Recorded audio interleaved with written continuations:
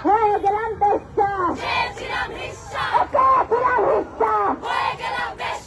উনারা মনে করছে জামা কাপড় খুলে চলাফেরা করা, আমি নারী হয়ে পুরুষের বেশভূষ ধরে চলা, এইটুকুই বোধহয় আমার স্বাধীনতা। নারীরা ইসলামকে যে প্রতিপক্ষ বানিয়েছেন, যারা এইটা বানান বা যারা এইটার মধ্যে ভুল দেখতে পান, তাদের থেকে বড় অভাগা আল্লাহর আসমানের নিচে জমিনের উপর আর কেউ নাই। তারা বলছে যে ধর্মের যে আইন আছে সেই আইন অনুযায়ী একটা নারীকে চলতে হবে, কিন্তু কয়জন চলছে এবং সেটা প্রতিষ্ঠিত করবে কে? আমি বলতে চাই, আপনি ডাক দিছেন সমতার আন্দোলন, আসলে এটা নারীকে ব্যবহারের আন্দোলন।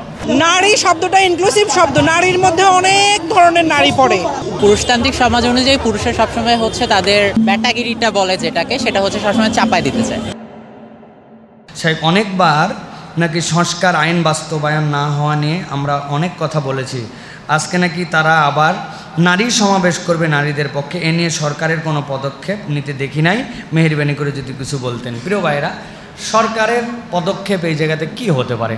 সরকার তারা যারা দাবি দেওয়ার জন্য যাচ্ছেন, সেই দাবি দেওয়া তাদেরটা তারা উপস্থাপন করবেন, এরপরে তাদের পক্ষের কথা তারা বলবেন।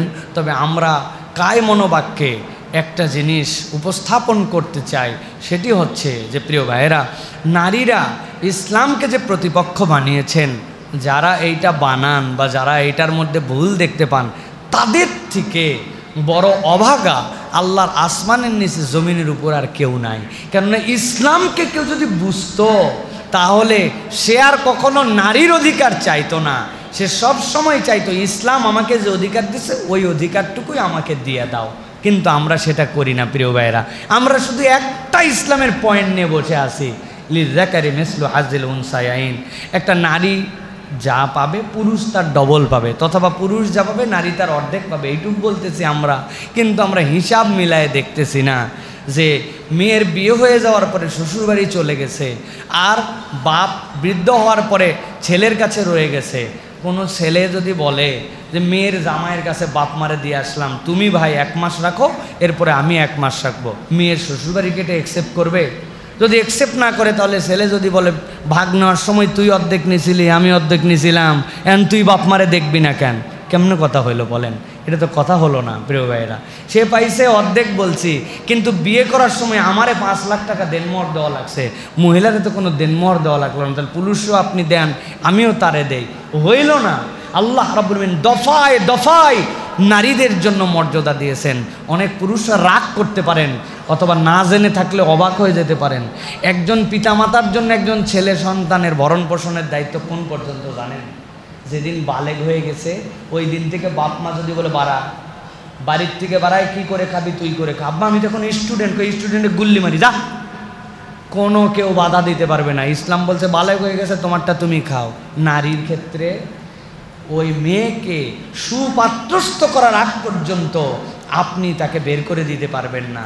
ওই মেয়ে বিধবা হয়ে গেছে, দায়িত্ব আবার বাপ মা এবং পরিবারের কাছে আসছে। পরিবার পারে নাই, গভর্নমেন্টের কাছে আসছে। বয়স্ক হয়ে গেছে, ওইটাও রাষ্ট্র দেখাশোনা করবে, তার জন্য ভাগ আছে। প্রিয় ভাইরা, ইসলামের যে উত্তরাধিকার আইন, এটার 12টা অংশে বিভক্ত। আসাবা, আওল যেগুলো বর্ণনা হয়েছে, 8টা অংশে নারীর খাত, 4টা অংশে মাত্র পুরুষের খাত। নারী যদি বুঝতো, ও কোনোদিন বলতো না আমি সমান অধিকার চাই, ও বারবার বলতো ইসলামের আইন দাও, ইসলামের ন্যায্যাধিকার আমাকে দাও।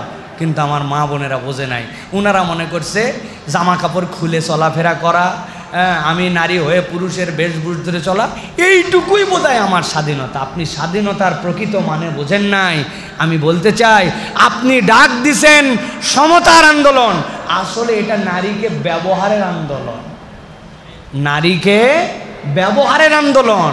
আল্লাহ তাদেরকে বোঝার তৌফিক দান করুক, আর আমাদেরকেও সুন্দরভাবে উপস্থাপন করার তৌফিক দান করুক।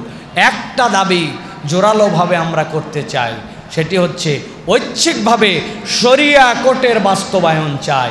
আমার মন চাইছে তারা যদি বলতে পারে তাদের ঐচ্ছিকভাবে 1% প্রতিনিধিত্ব করে না, তারা প্রস্তাবনা আনতে পারে, তাহলে আমিও আমারটা বলতে পারি। ঐচ্ছিকভাবে আমার মা চাইছে, আমার বোন চাইছে, আমার পরিবার চাইছে, আমরা ঐচ্ছিক শরিয়া কোর্ট চাই। শরিয়া কোর্ট না হলে কখনো নারীর অধিকার ন্যায্যাধিকার দেওয়া সম্ভব নয়, ঠিক কিনা?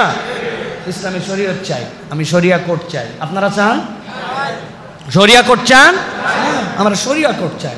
আমি রাজি, ভিকটিম রাজি, আমার বিচার তুমি শরিয়া কোডে করো, তোমারটা আমি শরিয়া কোড চাই। আমাদের দাবি এটা, শরিয়া কোড দিতে হবে। এটা না হলে কখনো প্রকৃতার্থে আপনি অধিকার পাবেন না। আল্লাহ আমাদের বোঝার তৌফিক দান করুক, সরকারকে বোঝার তৌফিক দান করুক। হুজুর গরু কিনে অনেকে আছে হাসিল ফাঁকি দেয়, এখন হাসিল ফাঁকি দিলে কি তার কুরবানি হবে? শরীয়তের বিধান কি বুঝছেন তো না ভাই? সাপ হাটের সাপ মারে দিছে সিস্টেমে, এত ভিড় ছিল, এসে বলতেছে দোস্ত দুইজনই সিস্টেম করছে, ওকে বলে দিছি তুই বাইরে নিয়ে চলে যা। এই কই যাচ্ছিস? কই গরু বেচা হবে না ভাই, ফেরত যাচ্ছি। বাইরে যাওয়ার পরে সিস্টেম করে আমিন বাজার থেকে নিয়ে নিয়েছি হুজুর 2700 টাকা সেভ। কুরবানি হবে না? হবে না? কি মনে হয় প্রিয় ভাইরা? শরীয়তের মাসালা হচ্ছে কুরবানি হয়ে যাবে, কুরবানি হয়ে যাবে, ফাঁকি দেওয়ার গুনাহটা রয়ে যাবে। মনে রাখেন, ফাঁকি দেওয়ার গুনাহ রয়ে যাবে, কুরবানিটা হয়ে যাবে। কেননা পশুর যা দাম সেটা তো আপনি আদায় করছেন, সেখানে চুরি করেন নাই, চামারি করেন নাই, কিন্তু হাসিলটা সরকারের একটা ফান্ড, একটা নির্ধারিত অংশ। তবে মনে রাখতে হবে কিছু কিছু ক্ষেত্রে হাসিল না দিলে গুনাহ নাও হতে পারে। গাবতলির হাট আমার হিম্মত আছে, আমি দখল করে নিলাম, নিয়ে আমি এখান থেকে চান্দাবাজি আদায় করলাম, সরকারের ভাগ 2 টাকা, আমার ভাগ 8 টাকা। ওই হাসিল দেওয়ার না দেওয়ার মধ্যে পার্থক্য কি, ঠিক কিনা? অথবা এই সকল চান্দাবাজ থেকে এটা করে মুক্ত করতে হবে। আপনি হাসিল যৌক্তিক নেবেন, প্রাণী পুষলো একজন, পাললো একজন, আপনি ভারী এক জায়গা দিয়ে বিরাট হাসিলওয়ালা হয়ে গেছেন, এটারও যৌক্তিক দাম নির্ধারণ করতে হবে। কুরবানির সময়, মুসলমানদের উৎসবের সময়, এই সময় যে পরিমাণ গরু আসে 12 মাস আসে না, অতএব প্রত্যেকটা হাটের হাসিল কমাতে হবে কুরবানির জন্য, ঠিক কিনা? এটাও আমাদের দাবি থাকবে। তবে মুসলমান কখনো ফাঁকি দিতে পারবে না। মান গাশশানা ফালাইসা মিন্না, যে ধোকা দেয় সে আমার উম্মত নয়। এই জন্য এটা আদায় করে দিতে হবে। তবে কুরবানি যদি হাসিল ফাঁকি দিয়েও করেন, কুরবানি আদায় হয়ে যাবে, ফাঁকির গুণাটা রয়ে যাবে। আল্লাহ আমাদেরকে বোঝার তৌফিক দান করুন। ভাগে কুরবানি দেওয়া উত্তম নাকি একাকী দেওয়া উত্তম? প্রিয় ভাইরা, কুরবানি দেওয়াই উত্তম, এখানে ভাগ আর একাকী নাই। আল্লাহ তৌফিক অনুযায়ী আপনাকে সুযোগ দিয়েছেন, নবী করিম সাল্লাল্লাহু আলাইহি সাল্লাম তৌফিক অনুযায়ী মাসালা বর্ণনা করেছেন। তবে ভাগের ক্ষেত্রে অনেক ধরনের বিষয় আশয় থাকে, কারা আমার সাথে শরীক হচ্ছেন, কে আমার অংশী হলো, এইগুলো আমাদেরকে মনে রাখতে হবে। তবে এক্ষেত্রেও মাসলা পরিষ্কার। ধরেন আপনি ভালো বুঝেই 5 জনকে নিছেন, একজনের টাকা হারাম, আপনার কুরবানি কি বাতিল? না, আপনার কুরবানি বাতিল হবে না। আল্লাহ যেই প্রাণীর মধ্যে 60টা নামকে নবীর মাধ্যম দিয়ে নির্ধারণ করেছেন, তার মানে আল্লাহ 60টা জানের হুকুম ওখানে দিয়েছেন। আপনি আপনার জানের হিসাব দিবেন আল্লাহর কাছে, সে তারটা দিবে। কিন্তু লোকটা ভালো খুঁজতে হবে, কুনু মা'আস সাদিকিন, এমনি বলা হয় নাই। আপনি জানে শুনে সিটার বাটপারকে সাথে নিছেন, আপনি ভাগের লোক পাচ্ছেন না জন্য একটা বদমাইশকে সাথে নিয়ে নিছেন, আপনি জানেন, তারপরে যদি করেন তাহলে গুনাহগার হবেন, কিন্তু আপনার কুরবানি আদায় হবে। কিন্তু আমরা বলবো যে এই জন্য যদি সামর্থ্য থাকে, তৌফিকে থাকে, নিজের কুরবানি নিজে আদায় করে দেওয়া, একটা ভাগেতে শরীক হওয়া, এটাই উত্তম। রাসূলুল্লাহ সাল্লাল্লাহু আলাইহি ওয়াসাল্লাম এইভাবেই কুরবানি করেছেন, ওটা জায়েজ করেছেন, কিন্তু রাসূলুল্লাহ সাল্লাল্লাহু আলাইহি ওয়াসাল্লাম ইন্ডিভিজুয়ালি কুরবানি করেছেন। অতএব ভাগ অথবা একা উভয়টাই উত্তম, তবে একা দিতে পারলে সুন্নতের কাছাকাছি। আল্লাহ তৌফিক দান করুন।